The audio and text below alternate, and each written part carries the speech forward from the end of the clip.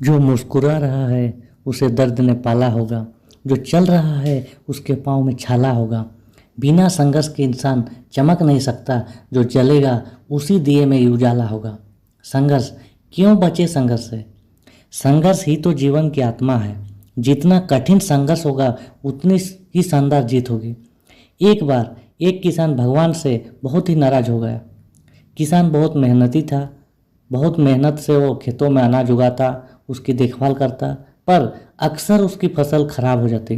कभी सूखा पड़ जाता, कभी बाढ़ आ जाती, कभी तेज धूप, कभी आंधी, कहीं न कहीं परेशानी आ ही जाती और उसकी फसल खराब हो जाती।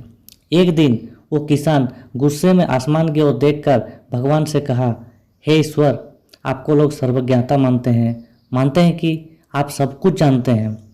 कहते हैं कि आपके इच्छा के बिना एक पत्ता भी नहीं हिलता, पर मुझे तो लगता है कि आप छोटी सी छोटी बात भी नहीं जानते। आपको तो ये भी नहीं पता कि खेती बाड़ी कैसे करते हैं। अगर आप जानते तो हर समय जो बाढ़, आंधी और तूफान आते हैं वो कभी नहीं आते। आप नहीं जानते कि कितना नुकसान उठाना पड़ता है हम किसानों को।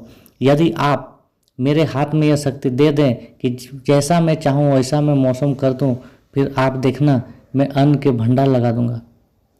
भगवान इस किसान के तीखे वाक्य सुनकर मुस्कुरा रहे थे और वो किसान के सामने प्रकट होकर बोले, मैं आज से तुझे यह शक्ति देता हूँ कि तुम अपने खेतों पर तुम्हारी जैसी इच्छा तुम वैसा मौसम कर दोगे।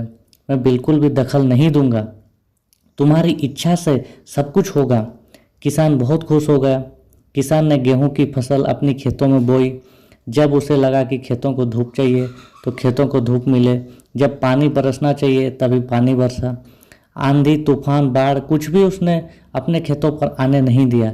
किसान के खेत में इस वर्ष ऐसी फसल हुई जैसे कभी नहीं हुई थी।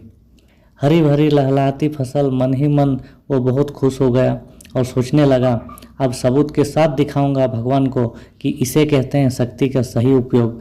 मेरी सफलता देखकर उन्हें अपने नियम जरूर बदलने पड़ेंगे। कुछ दिन गुजरे, फसल कटने को तैयार हो गए। किसान बहुत उत्सुकता के साथ फसल को काटने लगा, पर जैसे ही उसकी नज़र गेहूं की बालियों पर गया तो उसने अपना सिर पीट लिया और वो रोने चिल्लाने लगा। गेहूं की एक बाली के अंदर गेहूं का दाना नहीं था, सारी बालियां अंदर से खाली थी। किसान बहुत दुखी हो गया। उसने भगवान को रोते हुए फिर पुकारा, हे प्रभु, तुमने ये मेरे साथ क्या किया? तुमने मुझे कोई सजा दी? भगवान बोले, पुत्र, ये तो होना ही था। तुमने पौधों को संघर्ष करने का मौका ही कहाँ दिया? ना तो तुमने उन्हें आंधियों से जूझने दिया, ना तेज बारिश से सहने दिया और न ही धूप में तपने दिया। एक भी चुनौती का सामना तुमने उन्हें नहीं करने दिया। इसीलिए सारे पौधे अंदर से खोखले रह गए। जब आंधी, तूफान, तेज बारिश और धूप पड़ती है तभी ये पौधा अपने अस्तित्व को बचाने के लिए संघर्ष करते हैं और इसी संघर्ष से एक बल पैदा होता है जिसमें शक्ति होती है, ऊर्जा होती है। यही ऊर्जा पूर्ति तेरे गेहूं के दानों की तरह जो नहीं फूटी, तूने उन्हें कठिन परिस्थितियों से गुजरने ही नहीं दिया जहां उनके अस्तित्वों का जन्म होता। सारे बालियां इसीलिए खाली है, उसमें एक भी गेहूं का दाना नहीं है, क्योंकि तुमने अपने पौधों को संघर्ष कराया ही नहीं।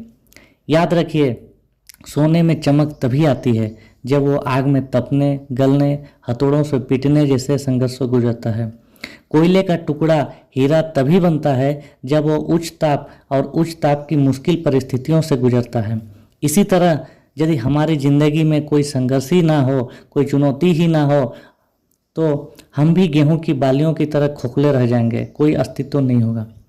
विपरीत परिस्थितियां, चुनौतियां, समस्याएं हमें और अधिक निखारती है। यदि जीवन में कठिन परिस्थितियां और चुनौतियां आए तो घबराना मत, बल्कि सामना करना, विश्वास करना कि आप और अधिक निखर जाओगे और अधिक मजबूत बन जाओगे।